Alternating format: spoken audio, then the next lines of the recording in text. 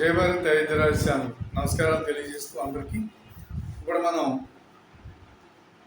ఇప్పటి వరకు రాజంపేట చిత్తూరు వరకు రావటం జరిగింది. ఇప్పుడు నెల్లూరు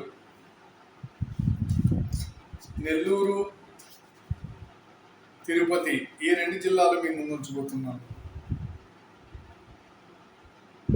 ఇప్పుడు ఎంపీ అభ్యర్థిగా వేమిరెడ్డి ప్రభాకర్ రెడ్డి గారు పోటీ చేశారు. ఇక్కడ నెల్లూరులో టీడీపీ తరఫున వీరు 1,25,000 నుంచి 1,50,000 వరకు మెజారిటీ రావచ్చు అనేది తెలుస్తుంది. అలాగే కందుకూరు వచ్చేటప్పటికి బొర్ర మధుసూదన యాదవ్ వైసీపీ వీరు 4,000 నుంచి 6,000 వరకు ఎడ్జిలో ఉన్నారు. వీరు గెలబోతున్నారని తెలుస్తుంది. కావలి వచ్చేటప్పటికి రామిరెడ్డి ప్రతాపరెడ్డి వైసీపీ 8,000 నుంచి 10,000 మెజారిటీ వస్తుందని తెలుస్తుంది. అలాగే ఆత్మకూరు ఆనం రామనారాయణ రెడ్డి టీడీపీ ఈయన 9,000 నుంచి 10,000 వరకు మెజారిటీ వస్తుందని తెలుస్తుంది.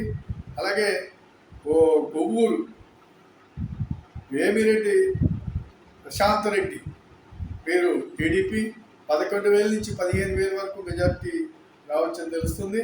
అలాగే నెల్లూరు సిటీ నారాయణ గారు వీరు టీడీపీ 11,000 నుంచి 15,000 వరకు మెజారిటీ వస్తుందని తెలుస్తుంది. అలాగే నెల్లూరు రూరల్ వామటిరెడ్డి శ్రీధర్ రెడ్డి టీడీపీ 23,000 నుంచి 25,000 వరకు మెజారిటీ రావచ్చని తెలుస్తుంది. అలాగే ఉదయగిరి కాకర్ల సురేష్ టీడీపీ 8,000 నుంచి 10,000 వరకు ఇక్కడ మెజారిటీ రావచ్చని తెలుస్తూ ఉన్నది. పోతే ఈ పార్లమెంటు నియోజకవర్గంలో నెల్లూరు పార్లమెంటు నియోజకవర్గంలో టీడీపీ ఎంపీ అభ్యర్థి టీడీపీ గెలవబోతున్నారు. అలాగే టీడీపీ అసెంబ్లీ నియోజకవర్గాలు వచ్చేటప్పటికి టీడీపీకి 5 వైసీపీకి 2 గెలవబోతున్నారు అనేది మాకున్న సమాచారం. కాబట్టి మిత్రులారా, ఇప్పుడు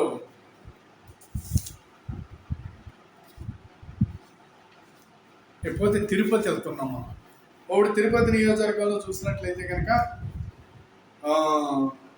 ఎంపీ అభ్యర్థిగా వెలగపల్లి వరప్రసాద్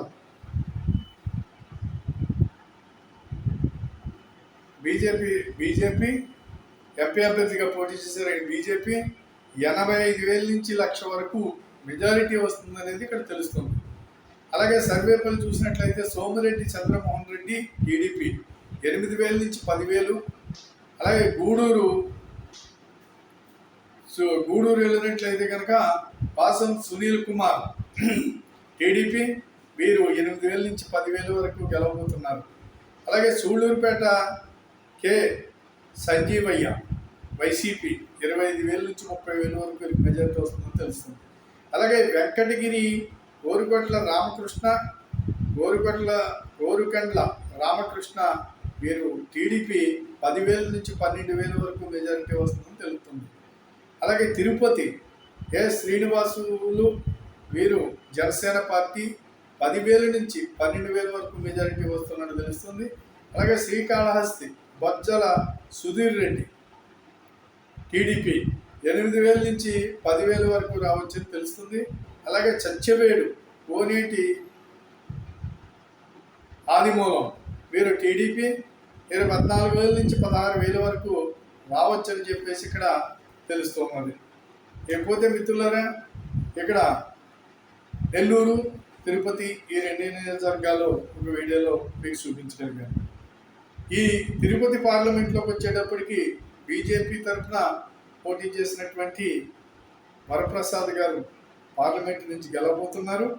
అలాగే అసెంబ్లీ నియోజకవర్గాల నుంచి టీడీపీ 5, జనసేన 1, వైసీపీ 1 ఈ గెలవబోతున్నాయనేది నాకున్న సమాచారం.